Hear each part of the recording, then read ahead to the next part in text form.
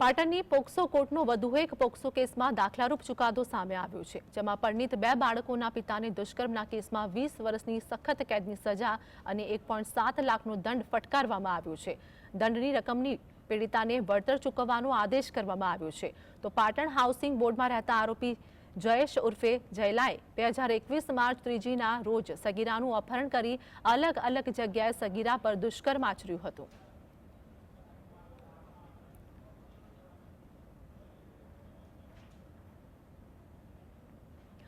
તો પાટણમાં દુષ્કર્મની આ ઘટના બની હતી, જેમાં વાત કરીએ કે હાલ આરોપીને દંડ પણ ભરવાનો રહેશે અને આ સાથે જ આરોપીને સખત સજા પણ સંભળાવવામાં આવી છે.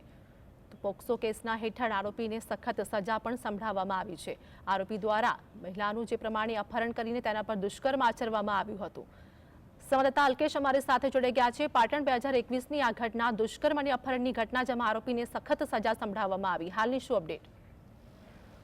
જે ચોક્કસ જે સગીરા ઉપર થતા દુષ્કર્મના મામલાની વાત કરીએ તો છેલ્લા 2 દિવસમાં પોસ્કો કોર્ટે જે 2 ચુકાદા આપ્યા છે એ દાખલારૂપ છે. કારણ કે ગઈકાલે જે ચુકાદો આપ્યો હતો એમાં પણ એક યુવકને 20 વર્ષની સજા ફટકારી હતી અને ફરીથી એક વખત પાટણની પોસ્કો કોર્ટના વધુ એક પોસ્કો કેસમાં દાખલા રૂપે ચુકાદો આપ્યો, જેમાં પરિણીત 2 બાળકોના પિતાએ દુષ્કર્મના કેસમાં 20 વર્ષની સખત કેદ અને 1.7 લાખના દંડની જોગવાઈ કરવામાં આવી છે. અને જો દંડ છે એ પીડિતાને વળતર ચૂકવણીનો આદેશ આપવામાં આવ્યો છે. આ ઘટના 2021 3 માર્ચના રોજ ઘટી હતી, જેમાં સગીરાનું અપહરણ કરીને અલગ અલગ જગ્યાએ જે પરિણીત આરોપી હતો એને દુષ્કર્મ આચર્યું હતું.